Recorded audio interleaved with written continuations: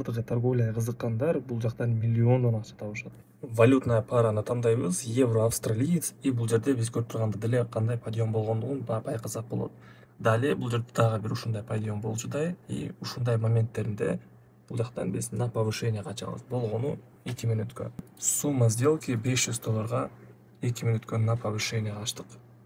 Анализ жүргүзөбүз. Бизде үстүдө уровень сопротивления жана уровень поддержканы коебуз. Үстүдө уровень сопротивления, от уровня поддержки биринчи подъем болгон.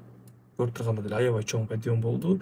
Далее снижение, бизде уровень поддержка локальный коюлду, и уровень поддержкадан бизде ретест болуп, дагы бир рывок болуп атат. То есть бул жактагы эле ситуация азыр бул жакта кайталанат, и үстүнкү сопротивлениябызга чейин ценабыз жетиш керек.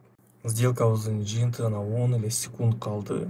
Биздин доходность 92% и общий прибыль $960 болду дагындар.